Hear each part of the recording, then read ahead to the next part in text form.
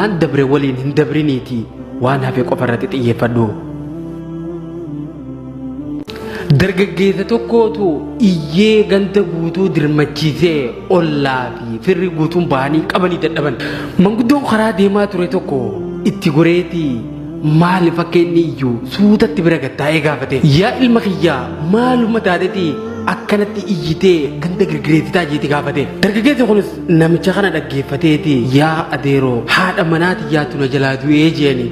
Manguddoon kunis yaaddoodhaan erga xiqqoo mataa sossoosee booda garuu siitu rakkoo qabaa bari yaa ilma kiyya jeen. Gurbaan iyyee ganda rakkisaa ture kunis yaada manguddichaa erga dhaggeeffate booda iyyeensasaa addaan dhaabeeti ani akkamittiin rakkoo qabaa jee suutatti gaafate. Manguddoon kunis itti achi siqeeti yaa ilma kiyya duraanumaa waati haadha manaa hin duune maaliif fuudhuu dhabdaa jeen.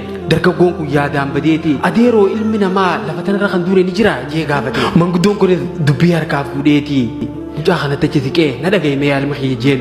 Lafa tanarraa namni hin duune akka jiru osoo beektu haadha manaatti jalaa duuteef maaliif akkanatti iyyitee qabaa na gallakkisaa jettee ganda guutuu gurgureessitaa jeen. Haati manaa tante takkaa jirtu akka hin deebinetti addunyaa tanarraa dabartee jirti. Tanaafuu ati hoo maaliif waan hin deebineef jettee if dabarsuu deemtaa jeeti gaafii ajaa'ibaa dhiyeesseef manguddichi kun. Tole gaa obboleessa kiyya obboleettii tiyya mee seenaa tanarraa anaa fi ati hoo maal barannaa?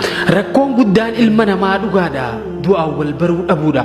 Gaafa nama jaalannuu fi nama beeknu if biraa dhabne rakkachuun keenya takkaa'uu yaadaan if dhiphisuun keenya hin hafu. Ergaan seenaa kanaa garuu kana hundaa olii quba qabaadhu. Obboleessa kiyya obboleettii tiyya wanni dabre takkaa jirtu dabree jira deebitee sirreessuu gonkumaa hin dandeessu.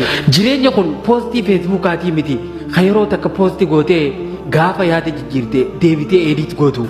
Kanaafuu waan dabre waliin hin dabriniiti waan hafe qofa irratti xiyyeeffadhu.